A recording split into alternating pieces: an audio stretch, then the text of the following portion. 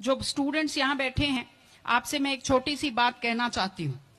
आपने एपीजे अब्दुल कलाम साहब का नाम सुना है ना सबने? हाँ, कलाम साहब ने एक बात कही थी कि in the very old times the world was driven by the muscle power, after that it was driven by money power, and now it is being driven by the power of knowledge.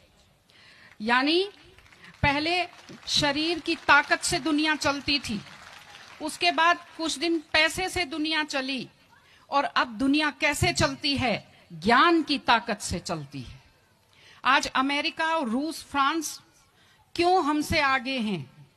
उनकी जनसंख्या भी कम है, शायद वो मेहनती भी हमसे कम है, लेकिन वो हमसे क्यों आगे हैं? क्योंकि उनके यहाँ शिक्षा का जो प्रसार था वो हमसे ज्यादा हुआ, वो हमसे ज्यादा एजुकेटेड हैं।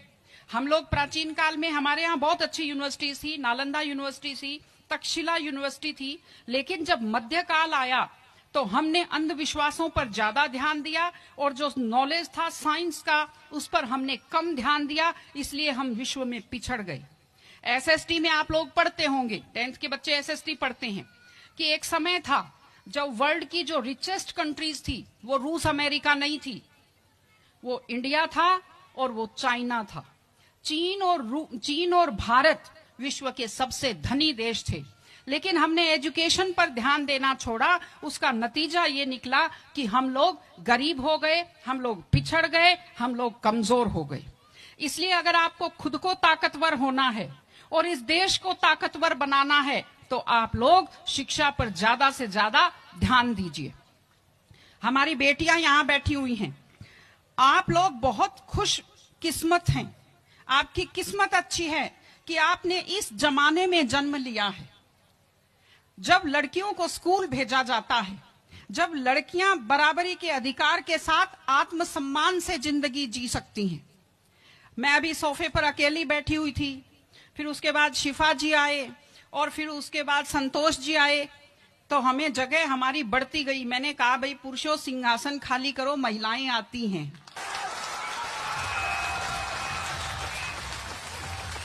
तो आप लोग बहुत खुशकिस्मत हैं।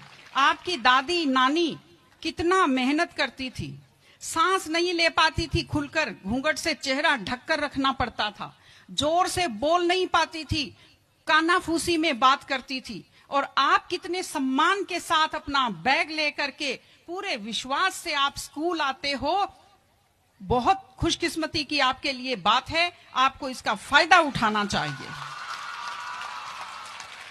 आपको कोशिश करनी चाहिए कि आप एक मजबूत नारी बने, और आपसे मैं कहना चाहती हूं कि आपके ऊपर बहुत विश्वास करते, आपके पेरेंट्स आपको घर से बाहर भेजते हैं, अपने माता पिता को हमेशा अपने मन में रखिए। दूसरी चीज आप बच्चों से जो कहना चाहती हूँ, आजकल क्या है, पहले तो घर में बहुत सारे बच्चे होते थे, संयुक्त परिवार होता था, चलते ही कोई सिर में थप्पड़ मार देता था, बच्चों को बुरा नहीं लगता था, टीचर्स की मार खाते रहते थे, हंसते रहते थे। आजकल 1-2 बच्चे होते हैं घर में, बच्चे बहुत सेंसिटिव होते हैं। आप लोगों को जब आपके माता पिता टोकते हैं, आपके टीचर्स टोकते हैं, आपको बुरा लगता है। आपको बुरा नहीं लगना चाहिए, क्योंकि ये वो लोग हैं जो आपकी चिंता करते हैं। मैं आपको एक छोटा सा किस्सा सुनाऊंगी। एक गाय जंगल में चल रही थी, अचानक उसने देखा एक बाघ पीछे दौड़ा।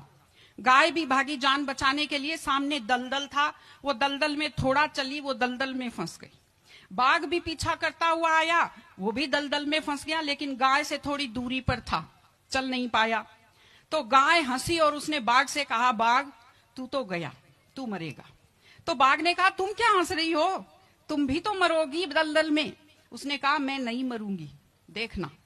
शाम को जब मालिक ने देखा गाय नहीं आई, वो 2-4 लोगों को लेकर आया। जब देखा गाय दलदल में फंसी हुई है, वो रस्से लाया, लकड़ी लाया और गाय को निकाल कर बाहर किया। तो गाय ने बाघ को कहा, बाघ तुझे कोई नहीं निकालेगा, मैंने कहा था ना, जिसको संभालने वाले होते हैं वो दलदल में फंसकर नहीं मरता। आपके जो टीचर्स हैं, आपके टीचर्स और आपके पेरेंट्स आपको संभालने वाले हैं।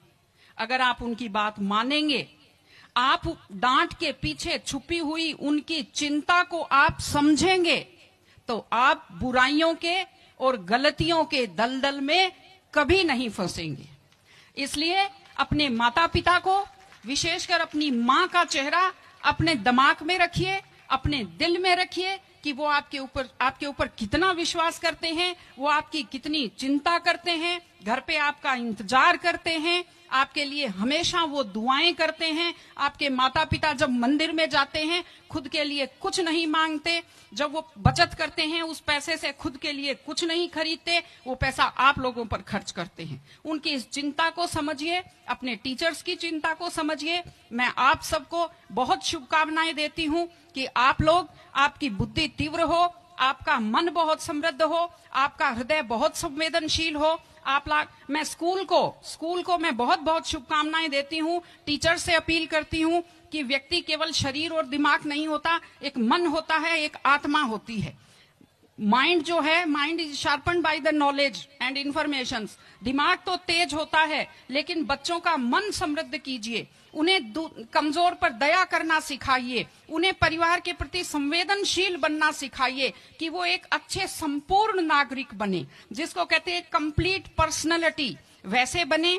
मैं स्कूल को, आप सब बच्चों को, आपको ढेर सारी शुभकामनाएं देती हूं। आप अच्छे व्यक्तित्व बने, आप अच्छे नागरिक बने, एक मजबूत परिवार का, मजबूत देश का और एक अच्छे समाज का आप निर्माण करें।